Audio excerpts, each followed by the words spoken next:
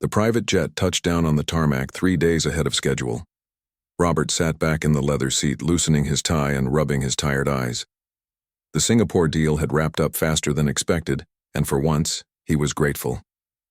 2 weeks away from home felt like 2 months. He missed his son more than he thought possible. His phone buzzed with messages from his assistant, but Robert ignored them.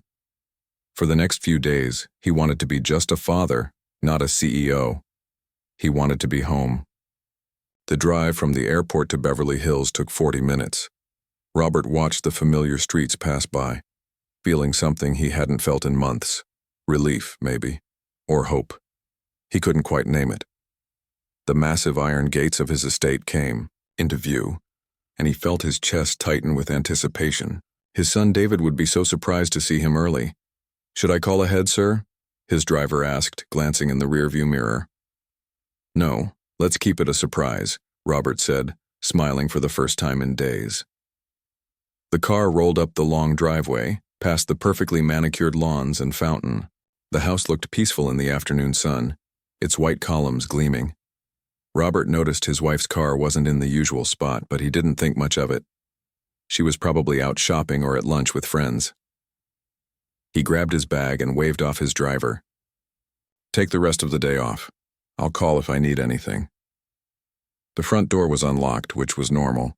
They had security cameras and a system that cost more than most people's houses. Robert stepped inside, and the cool air conditioning washed over him.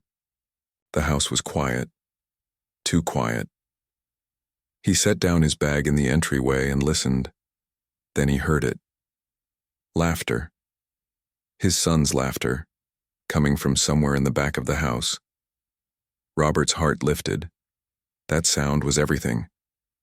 He started walking, through the house, past the formal living room they never used, past the dining room with the table that sat 16 people. The laughter got louder, mixed with splashing water and another voice. A woman's voice, but not his wife's. He reached the French doors that led to the backyard and pool area. What he saw through the glass made him stop completely. David was in the pool. His 7-year-old son was actually in the pool, not just sitting on the steps like he usually did, but really swimming. Well, trying to swim. He had foam floaties on his arms and was kicking his legs, moving through the water with concentration on his small face. And beside him in the water was someone Robert recognized but had barely spoken to. Rose, the young woman they'd hired as a housekeeper about 6 months ago. She was holding David gently under his stomach, supporting him as he practiced his strokes. "That's it, you're doing amazing," Rose was saying, her voice full of encouragement. "Now remember what we practiced. Blow the bubbles out, don't hold your breath." David dunked his face in the water for just a second, then came up sputtering and laughing. "I did it, did you see?" "I saw. You're so brave," Rose said, and the pride in her voice was unmistakable. Robert stood frozen at the door. His son was in the pool. David, who hadn't gone near deep water since that terrible day 2 years ago at his friend's birthday party. David, who'd slipped under the water while the adults were distracted and had to be pulled out by another parent. David, who'd cried for weeks afterward and refused to even take a bath without having a complete meltdown. His therapist had said it would take time. That forcing him would make it worse. Robert and his wife, Catherine, had decided to just let it go, to wait until David was ready. But here he was, not just in the water, but smiling. Happy. Robert felt his throat get tight. When was the last time he'd seen his son look this happy? He watched as Rose showed David how to float on his back. She was patient, never rushing him, always praising his efforts. When David got water in his nose and panicked for a second, she was right there, calm and steady, helping him find his feet and reminding him that he was safe. "You're doing so good, sweetheart," she said. "Your mama and daddy are going to be so proud when they see how brave you are." David beamed at her. "Do you think Daddy will want to swim with me when he gets home?" "I think he'd love that," Rose said softly. Robert's hand was on the door handle before he realized he was moving. He stepped outside and the late afternoon sun hit his face. The sound of the door made them both turn. "Daddy!" David's face lit up like Christmas morning. Daddy, you're home. You're early. Hey, buddy. Robert's voice cracked a little. He walked quickly to the edge of the pool and knelt down. What are you doing? I'm swimming. Well, learning. Miss Rose is teaching me. David paddled over to the edge, his movements still awkward but determined. Watch, watch. Rose had moved back, suddenly looking nervous. She started to get out of the pool, but David called to her. No, don't go. Show Daddy what I can do. She glanced at Robert, uncertainty written all over her face. He nodded at her, trying to show her it was okay. Go ahead, he said quietly. For the next 10 minutes, Robert watched his son do something he thought might never happen. David showed off his floating, his kicking, his ability to put his face in the water for 3 whole seconds. Every achievement was small, but to Robert, they were miracles. When David finally got tired and wanted to get out, Rose helped him up the pool steps and wrapped him in a towel. The boy was chattering excitedly, so proud of himself he could barely stand still. I've been practicing for 2 weeks, Daddy. Miss Rose said we had to go slow, but I wanted to surprise you when you came home. Are you surprised? I'm very surprised, Robert managed to say. He pulled his son into a hug, not caring that he was getting his expensive suit wet. I'm so proud of you, David. So proud. Over David's shoulder, he saw Rose standing a few feet away, wringing water from her dark hair. She'd wrapped a towel around herself and looked like she wanted to disappear. She was young, maybe mid-20s, with kind eyes and an uncertain smile. I'm sorry, Mr. Anderson, she said quickly. I should have asked you directly before starting the swimming lessons. Mrs. Anderson said it was fine, but I should have confirmed with you too. Robert stood up, keeping one hand on David's shoulder. My wife knew about this? Rose nodded. She said it was a good idea, that it might help David with his fear. When did you talk to her about it? About 2 weeks ago, before she left for her trip. Robert felt something cold settle in his stomach. Her trip? To the spa retreat, Rose said, looking confused now. She said she'd be gone for a little while. How long has she been gone? Rose shifted uncomfortably. Today is day 13, I think. 13 days. His wife had been gone for almost 2 weeks, and she hadn't mentioned it once during their phone calls. She'd said she was busy with charity work and shopping, that David was fine with the nanny. But Rose wasn't the nanny. She was supposed to be the housekeeper. I'm hungry, David announced, breaking the tension. Can we have tacos?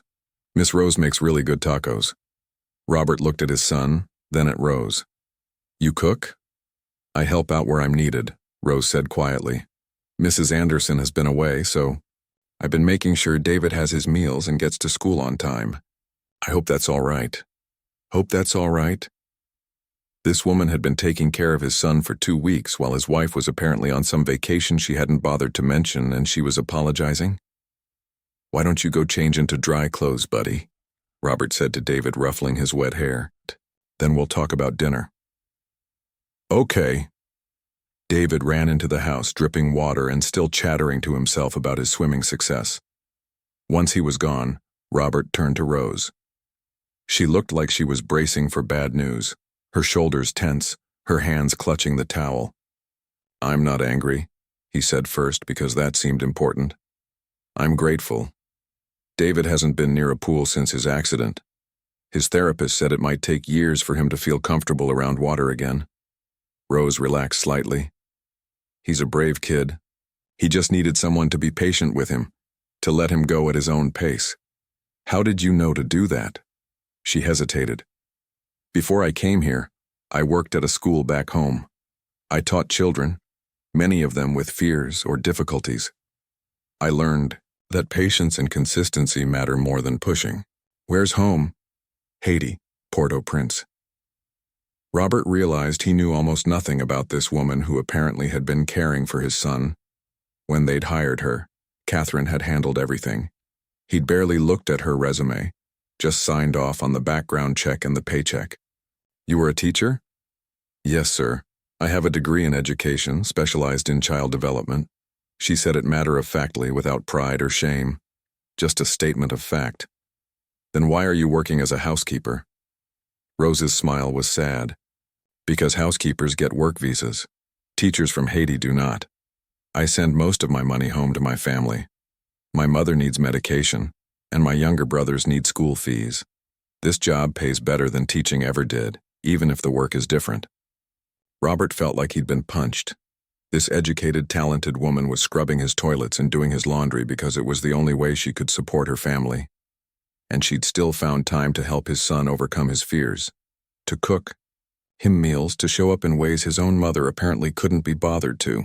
Well, he said, and his voice came out rougher than he intended. Thank you. For everything you've done for David. I can see he's happy. He's a wonderful boy, Rose said simply. It's easy to care about him. They stood there awkwardly for a moment, both still damp from the pool, while the sun started to sink lower in the sky. Robert didn't know what to say. Thank you seemed insufficient. I should go change, Rose said finally, and start dinner.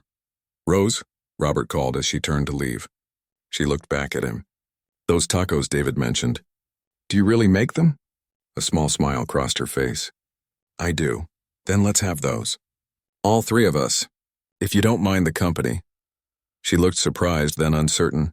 You want me to eat with you and David? Why not? You've been taking care of him. Seems like you should get to enjoy the meal too. I don't know if that's appropriate, Mr. Anderson. Robert, he said, and I think we're past worrying about what's appropriate. You taught my son to swim. That's worth having dinner together. She studied his face for a long moment, like she was trying to figure out if this was some kind of test. Finally, she nodded. Okay, give me 30 minutes. As she walked away, Robert pulled out his phone and called his wife. It rang 4 times before going to voicemail. He hung up and tried again. Same thing. On the 3rd attempt, she picked up. Robert, is everything okay? You're not supposed to be home yet. In the background, he could hear music and laughter. Party sounds. Where are you, Catherine? At the spa, like I told you. Why? Which spa? There was a pause.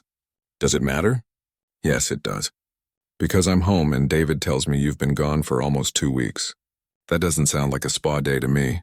Another pause, longer this time. I needed a break. A break from what? From everything, Robert. From the house, from responsibilities. I needed time to myself. You have time to yourself every day. David's in school. We have staff. It's not the same, she said, and her voice had gone cold. You wouldn't understand. You get to leave, to fly all over the world for your business. I'm stuck here. You're stuck in a mansion in Beverly Hills? Don't be condescending. Robert felt his anger rising, but he pushed it down. We'll talk about this when you get home. When will that be? I'm not sure yet. Maybe a few more days. Catherine, your son is here. He's been swimming. Did you know that? The housekeeper mentioned she was going to try. That's good. That's good. Robert couldn't keep the disbelief out of his voice. Our son overcame a major trauma, and that's all you have to say? What do you want me to say, Robert? Do you want me to cry and carry on? He's fine. The help is taking care of him. That's what we pay her for. The help. She said it like Rose was just another appliance in the house.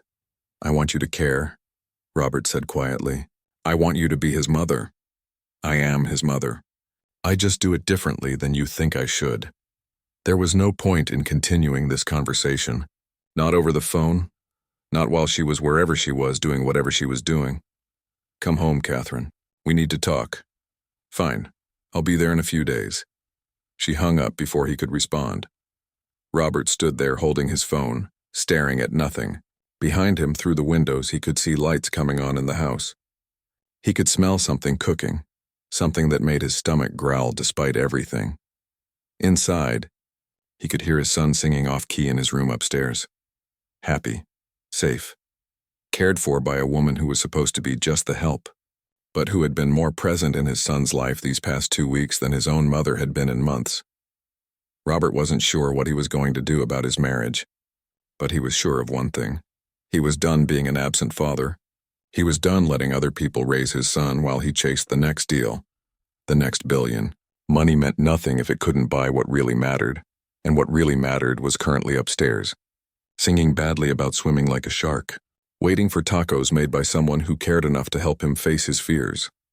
Robert went inside, ready to have dinner with his son, ready to start paying attention to what had been right in front of him all along. Sometimes the most important discoveries happen when you come home unexpectedly. Sometimes you find out that the people you barely notice are the ones holding everything together. Robert was about to learn both of those lessons, and many more. Dinner was nothing like Robert expected. He'd eaten at the finest restaurants in the world.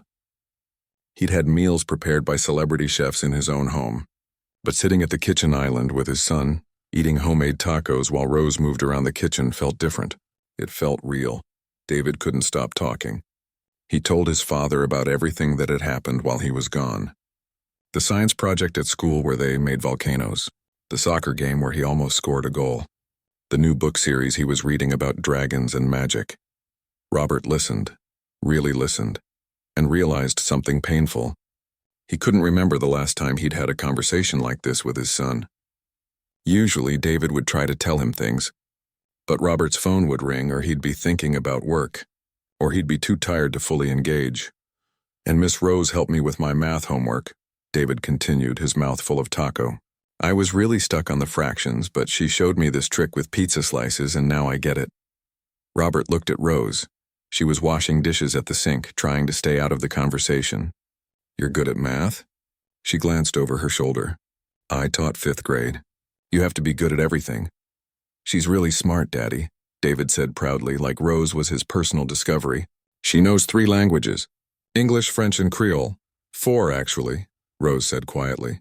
I learned Spanish in college. Robert set down his taco. 4 languages. It's necessary in Haiti. We need French for official things, Creole for daily life, English for tourists and business. Spanish helps because we share the island with the Dominican Republic.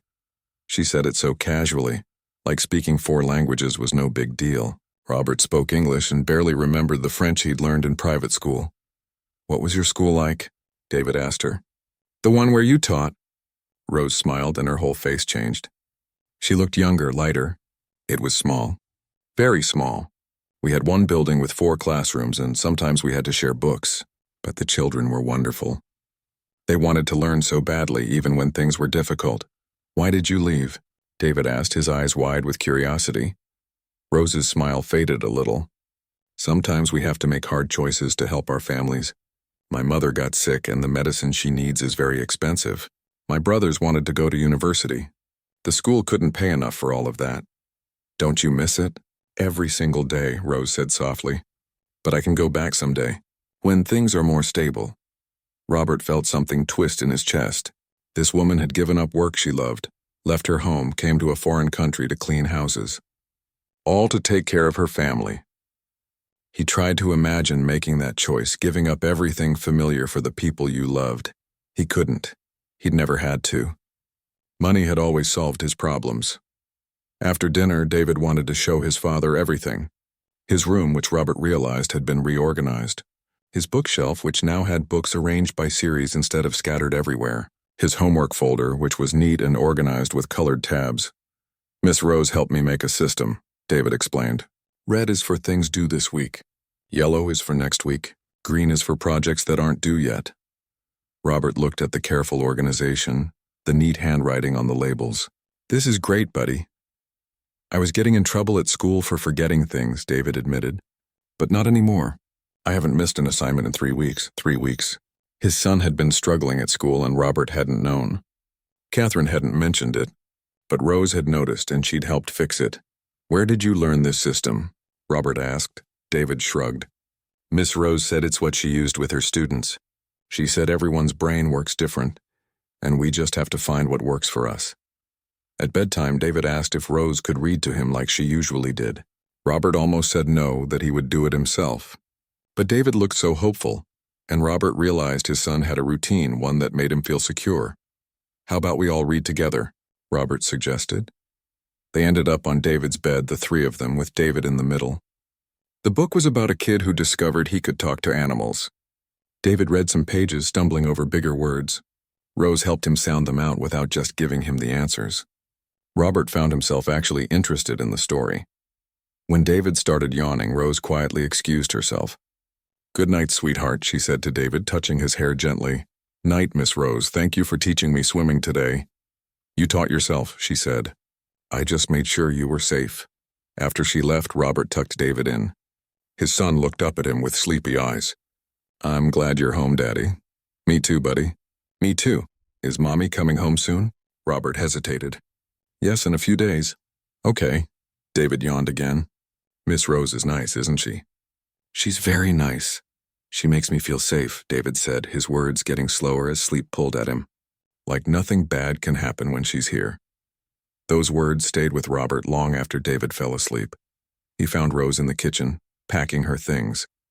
She had a worn backpack and a light jacket. You're leaving? He asked. She looked surprised to see him. I usually go home after David's asleep.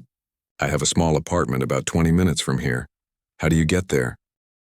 The bus, usually. Sometimes I get a ride from another worker in the neighborhood. The bus. She took the bus home late at night after spending all day taking care of his house and his son. That stops tonight, Robert said firmly. From now on, you use one of our cars. We have 4 just sitting in the garage. Rose shook her head quickly. Oh no, I couldn't. That's too much. It's not too much. It's practical. You're here early in the morning and late at night. You need reliable transportation. Mr. Anderson. Robert, he corrected. Robert, she said carefully. I appreciate the offer, but I can't accept it. People will talk. Your wife might not like it. My wife isn't here, Robert said, and he couldn't keep the edge out of his voice. You are. You've been taking care of my son, going above and beyond what anyone could expect. The least I can do is make sure you get home safely. Rose looked at him for a long moment. Why are you being so kind? The question caught him off guard. Why wouldn't I be? Because I'm the help, she said simply. Most people don't see us. We clean their houses, cook their food, watch their children, but they don't really see us. Robert didn't know what to say to that, because she was right. Until today, he hadn't really seen her. She'd been a name on a payroll, a figure moving around his house in the background. I see you now, he said quietly, and I see what you've done for my son. That matters. Rose's eyes got shiny, but she blinked quickly. Thank you. For seeing. That night, after Rose went home in one of his cars driven by his driver, Robert couldn't sleep. He kept thinking about everything he'd learned in one day. His son could swim now. His wife had been gone for 2 weeks without telling him. A woman who was supposed to be cleaning his house had been raising his child. He went to his home office and pulled up the security camera footage.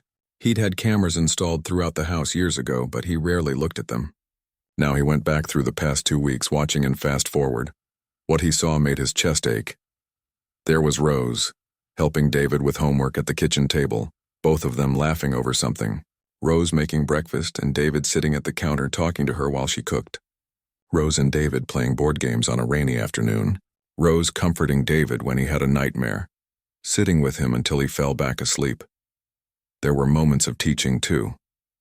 Rose showing David how to tie his shoes the right way because apparently he'd been doing it wrong, and his shoes kept coming untied.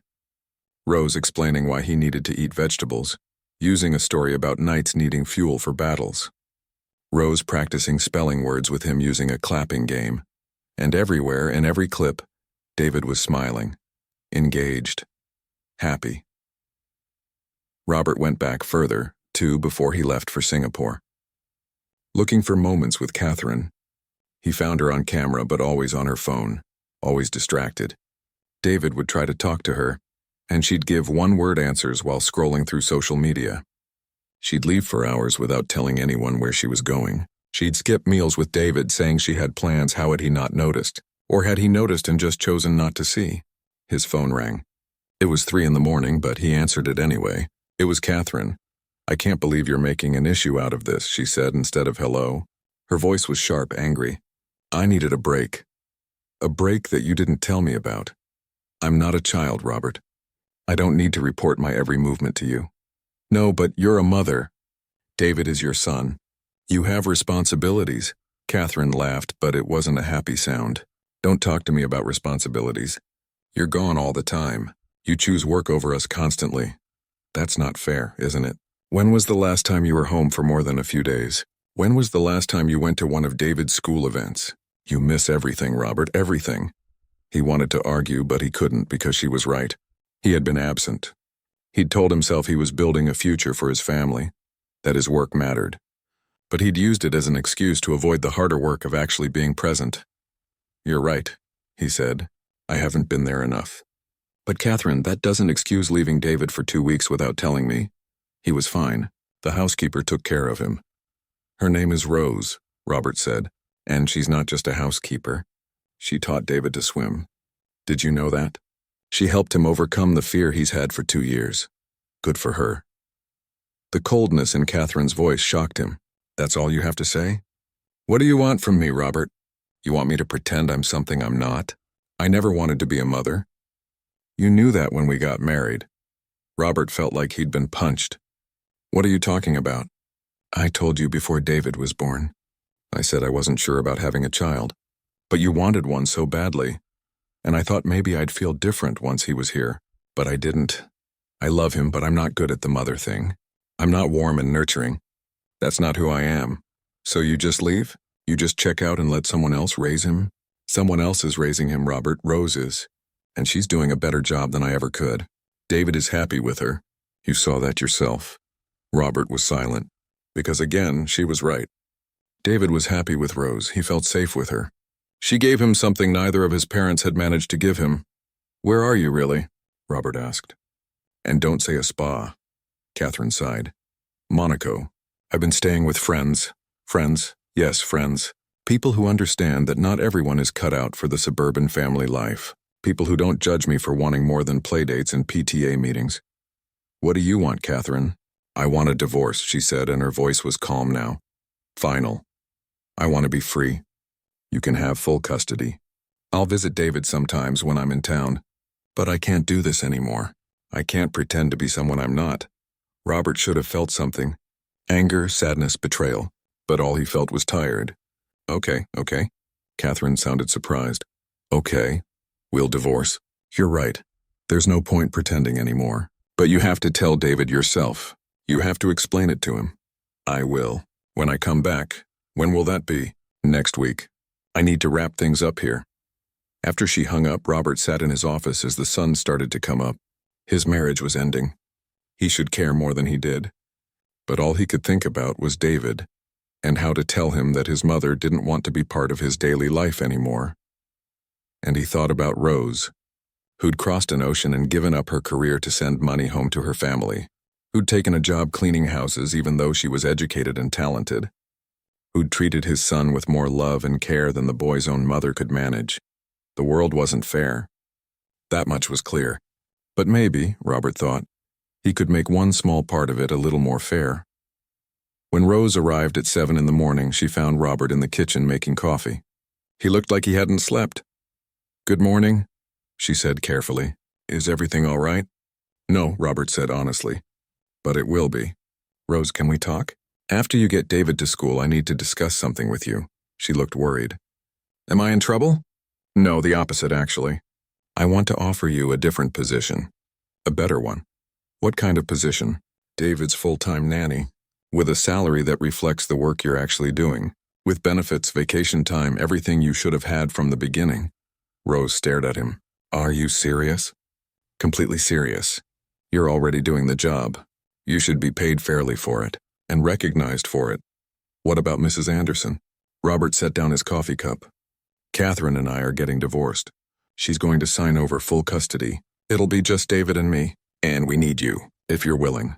Rose's hands were shaking. "I don't know what to say." "Say yes," Robert said. "Please, David trusts you. He feels safe with you. And after watching you with him, I understand why. You're exactly what he needs. But people will talk. They'll say things about you hiring me, about why I got promoted." "Let them talk," Robert said firmly. "I don't care what people think. I care about my son being happy and healthy and loved. Can you help me with that?" Rose's eyes filled with tears. Yes, I can help with that." "Good." Robert smiled for the first time that morning. "Then let's go wake up David and tell him. He's going to be so happy." As they walked upstairs together, Robert realized something. His life had just fallen apart. His marriage was ending. The picture-perfect family he'd thought he had was revealed as a lie. But somehow, standing in his house with a woman who'd shown his son more genuine care in 2 weeks than years of expensive therapy, Robert felt hopeful. Maybe this was what real family looked like. Not perfect, not what he'd planned, but real and honest and kind. Maybe he'd been chasing the wrong dreams all along. And maybe, just maybe, coming home early had been the best decision he'd ever made. 3 months passed, and Robert's life looked completely different. He'd moved his office home, conducting meetings by video, and delegating more to his executives. He'd made it to every single one of David's soccer practices. He'd learned to make pancakes on Sunday mornings, though they never turned out as good as Rose's. He'd discovered that his son liked to draw and was actually quite talented at it. David was thriving. His grades had improved. He'd made new friends. And most importantly, he seemed genuinely happy, not the forced happiness of a child trying to please his parents, but real joy that came from feeling secure and loved. Rose had settled into her role as David's nanny, though she still insisted on doing more than necessary. Robert would find her organizing closets or deep cleaning the kitchen after David was asleep. Old habits, she said, but Robert suspected it was more than that. She felt like she had to prove she deserved her new position and salary. He'd tried to get her to relax, to understand that she was valued for who she was, not just what she did.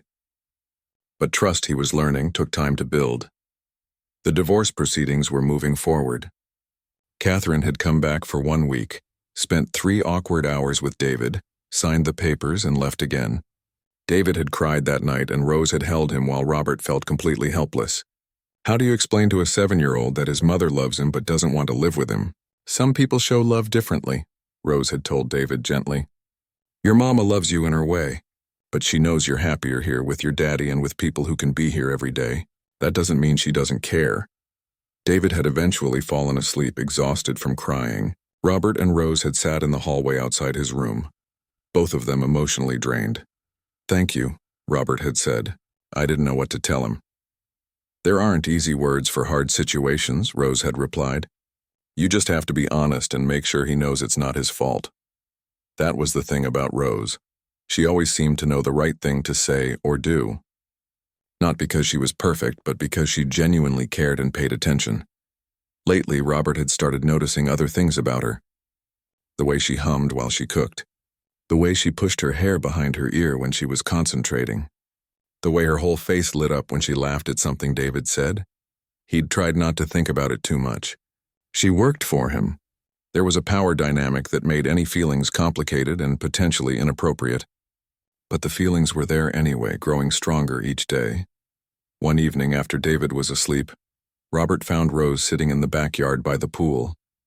She had a laptop open and was typing furiously, her face illuminated by the screen's glow. Working late?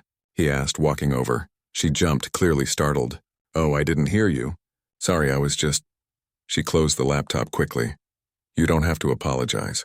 This is your space too. Robert sat down in the chair next to her. What were you working on?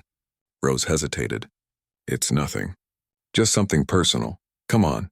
You know everything about me and David. Let me know one thing about you. She looked at him for a long moment, then opened the laptop again. I've been writing lesson plans, for a tutoring program. I was thinking. There are a lot of immigrant children in the area who struggle with school, not because they're not smart, but because the language is hard, or their parents work too much to help with homework, or they don't have the resources they need. Rose's voice got stronger as she talked, more animated. I thought maybe I could start a small program. Weekend tutoring free for families who need it. Robert felt something warm spread through his chest. Of course she was thinking about helping others. That's a wonderful idea. It's probably too much. I don't have time, and I'd need space, and materials cost money. What if you had all of those things? Rose looked at him. What do you mean? What if I helped? We have space here. The guest house is just sitting empty. We could convert it into a learning center. I can fund the materials, the supplies, whatever you need. Robert, I can't ask you to do that. You're not asking. I'm offering. Rose, you gave up teaching because you had to. But you don't have to give it up forever. You could do this, help these kids, and still be here for David. He could even help sometimes if you wanted. Learn about giving back. Rose's eyes were shining. You really mean it? I really mean it. Let's make this happen. Over the next few weeks, they worked together on the project. The guest house was renovated, turned into a bright, welcoming space with desks, bookshelves, computers, and supplies. Rose recruited students through community centers and churches. Robert handled the legal paperwork and funding. David was excited about it too. He helped Rose organize books by reading level and picked out decorations for the walls. He wanted to be a helper teacher, as he called it. The weekend the tutoring center opened, 15 children showed up. Rose had expected maybe 5 or 6. She'd prepared lesson materials for different grade levels and subjects. Robert watched from the doorway as she moved between students, switching effortlessly from English to Spanish, explaining fractions to one child while helping another with reading comprehension. She was in her element. She practically glowed with happiness. David was helping a younger child sound out words, patient and encouraging, just like Rose had been with him. Robert felt a swell of pride watching his son. This was what life was supposed to be about. Not board meetings and profit margins, but this, making a real difference, helping people who needed it. After the session ended and parents picked up their children, Rose collapsed onto one of the chairs, laughing. That was amazing. Did you see them? They were so eager to learn. You were amazing, Robert said. I've never seen you this happy. Because this is who I'm supposed to be, Rose said. Don't get me wrong, I love taking care of David, but teaching, it feeds my soul. Then you should do more of it. We can expand, hire other tutors, offer more sessions. Rose sat up, suddenly serious.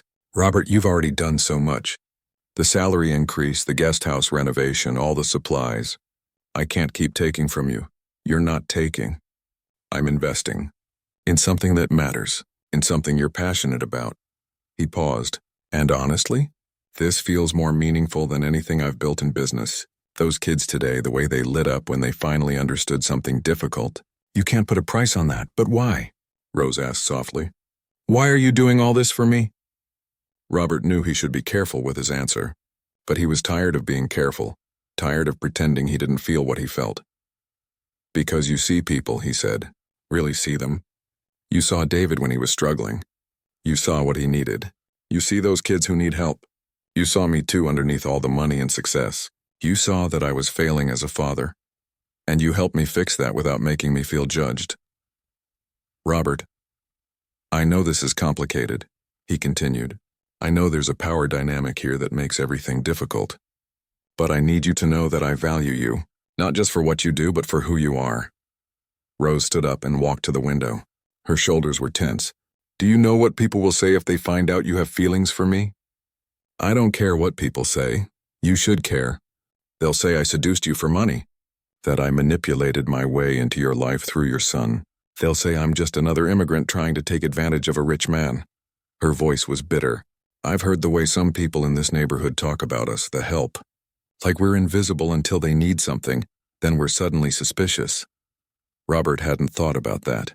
He'd been so focused on his own feelings he hadn't considered how this would look from her perspective or how the world would judge her. You're right, he said quietly. I'm sorry. I wasn't thinking about how this would affect you. Rose turned to face him. I need this job, Robert. I need to send money home to my family. My mother's medical bills keep growing. My brothers are in university now. If something happens and I lose this position, I lose everything. You won't lose your position. No matter what happens between us or doesn't happen, that's secure. I promise you that. Promises are easy to make. Then let me prove it. Let me set up a contract that protects you. Legal guarantees. You'll have security regardless of anything personal between us. Rose shook her head slowly. You still don't understand. It's not just about the job security. It's about what I feel. Robert's heart started beating faster. What do you feel? I feel like I'm standing on the edge of a cliff, Rose said. Because I have feelings for you too. I've tried not to. I've told myself 1,000 times that it's wrong, that I'm crossing a line. But watching you with David, seeing you become the father he needs, working on this tutoring center together, how am I supposed to not care about you? She looked scared and brave at the same time, admitting something that put her in such a vulnerable position. Robert wanted to cross the room and hold her, but he stayed where he was. So what do we do? I don't know, Rose said honestly. I need time to think, and you need to be sure about what you're feeling. Is this real, or is it gratitude? Are you feeling something for me, or are you just lonely because your marriage ended? Those were fair questions. Hard questions that deserved honest answers. I think it's real, Robert said. But you're right. I should be sure. We both should be sure before we do anything that could complicate everything. Rose nodded. I need to go home. I need some space to clear my head, of course. Take tomorrow off, too. Spend time with your family. David and I will be fine. After she left, Robert sat alone in the learning center they'd built together. Everything still smelled like fresh paint and new books. He could picture Rose here, teaching, helping, making a difference. He'd meant what he said. He thought his feelings were real. But doubt crept in anyway.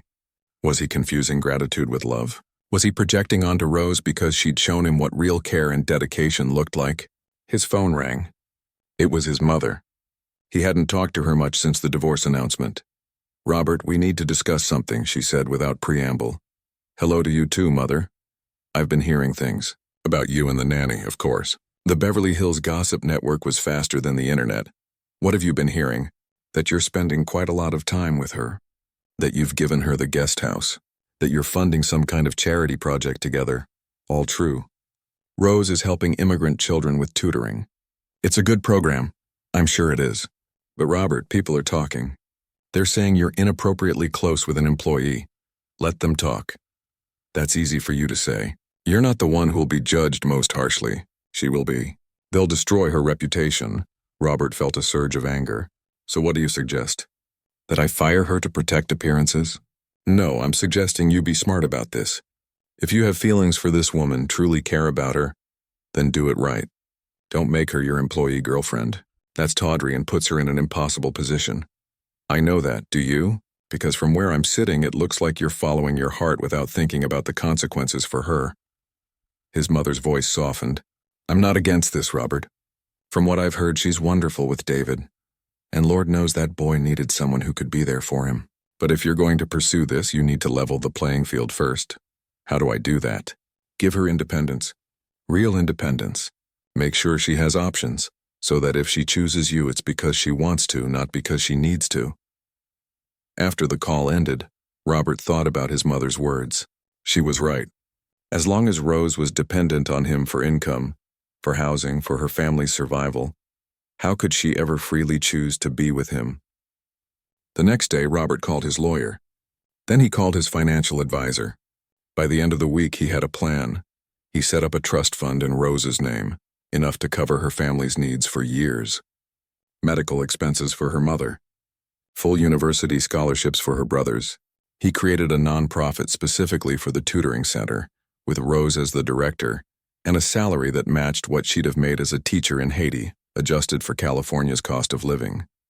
He gave her a path to ownership of the organization over time, and he added a clause to her nanny contract that guaranteed her position and salary, regardless of any personal relationship changes. If things didn't work out between them romantically, she'd still have everything she needed. When he presented everything to Rose a week later, she cried. Why would you do this? She asked, overwhelmed. Because my mother was right. As long as you need me financially, you can't freely choose me. This isn't charity, Rose. This is me leveling the field. Now you have choices. You can stay as David's nanny because you want to, not because you have to.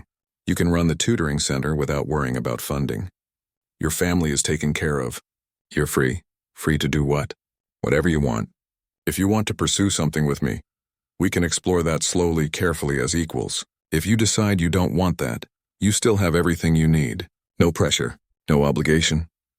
Rose looked at the papers spread out on the table, then back at Robert. This is the kindest thing anyone has ever done for me. You deserve kindness, Robert said simply. You deserve security and choices and the freedom to follow your dreams. Can I ask you something? Anything. If I said I wanted to explore this, whatever this is between us, what would that look like? Robert's heart leaped, but he kept his voice calm. It would look like taking it slow. Dating like normal people. Getting to know each other outside of this house and our roles. No rushing. No pressure. Just seeing if what we feel is real. Rose smiled, and it was like the sun coming out. I'd like that. But we have to be smart about it. For David's sake. Absolutely. David comes first, always. Then yes, Rose said. Let's see if this is real. As they sat together in the fading afternoon light, Robert realized his mother had taught him one last valuable lesson. Love without freedom wasn't really love at all. But when you gave someone the power to choose and they chose you anyway, that was something worth building a life on. Their first real date was a disaster, and somehow that made it perfect. Robert had planned everything carefully. A nice restaurant, not too fancy, but nice enough to show he was putting in effort. He'd made reservations at a place downtown known for its quiet atmosphere and excellent food. What he hadn't planned for was the traffic accident that shut down half the freeway, making them 45 minutes late. By the time they arrived, the restaurant had given away their table. Rose had laughed at his frustrated expression. "It's okay. Let's just walk around and find something else." They'd ended up at a small food truck gathering, eating tacos while sitting on a bench under string lights. Robert couldn't remember the last time he'd eaten food from a truck. Rose told him stories about street food in Haiti, about the vendors who sold fried plantains and griot on every corner. "My grandmother had a food stand," Rose said, her eyes distant with memory. "Every morning before school I'd help her prepare the food. She'd tell me stories while we worked, stories about our family, about Haiti's history, about being strong even when life is hard. She sounds amazing." She was. She died when I was 15, but everything she taught me stayed with me. Rose looked at Robert. She used to say that the measure of a person isn't what they have, but what they give. "She'd like what you're doing with the tutoring center." "I'm not doing it." "You are. I just provided the space." "You provided more than space, Robert. You provided possibility. That matters." They talked until the food trucks started closing down, about everything and nothing. Robert told her about growing up wealthy and always feeling like he had to prove he was more than his father's money. Rose told him about growing up poor but rich in family, always surrounded by people who loved each other fiercely even when they had nothing else. When he drove her home to her apartment, Robert walked her to the door like a teenage boy on his first date. "I had a good time," Rose said. "Even with the traffic and the lost reservation?" "Me too. Can we do it again?" "I'd like that." Robert wanted to kiss her but didn't. Too soon. They were taking this slow, doing it right. As he drove home, his phone rang. It was his lawyer. "Robert, we have a problem." Catherine's lawyer called. "She's contesting the custody agreement." Robert's good mood evaporated instantly. "What, she signed the papers?" "She agreed to everything." "Apparently she's changed her mind. She's claiming you've created an inappropriate environment for David by having a relationship with the nanny." "I'm not having a relationship with the nanny. Rose isn't even David's nanny anymore. She's the director of the tutoring center. Technically, she's still employed by you in some capacity, and you live in the same house. Catherine's lawyer is making it sound improper." Robert felt rage building in his chest. She abandoned David. She's been gone for months. She signed away custody. Now suddenly she cares.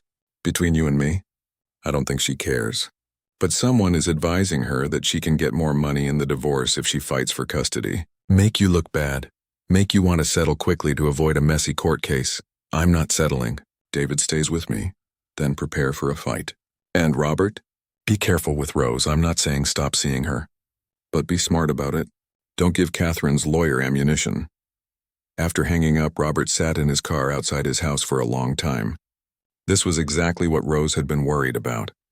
That pursuing something with him would bring problems into her life. Inside, he found David and Rose in the living room. David was showing her a drawing he'd made at school. They both looked up when Robert walked in. "Daddy, look what I made." Robert forced a smile. "That's great, buddy. Hey, can you go get ready for bed? I need to talk to Miss Rose for a minute." After David ran upstairs, Rose's expression turned serious. "What's wrong?" "Catherine's contesting the custody agreement. Her lawyer is claiming there's an inappropriate relationship between us that makes this house unsuitable for David." Rose went pale. "I knew this would happen. I knew people would use me against you. This isn't your fault. This is Catherine being vindictive. It doesn't matter whose fault it is. What matters is David." Rose stood up, wrapping her arms around herself. "Maybe I should move out. Find my own place. That way there's no question about impropriety. You're not moving out. This is your home too. Robert, be realistic. If this goes to court, they're going to make me look like I'm taking advantage of you. They're going to say I seduced you to get access to your money. Every racist stereotype about women like me, they'll use it." She was probably right, and that made Robert even angrier. "So we let them win? We let Catherine manipulate us. We protect David, that's what we do." Rose's voice was firm. Your son needs stability. He needs you. If that means we step back from whatever this is between us,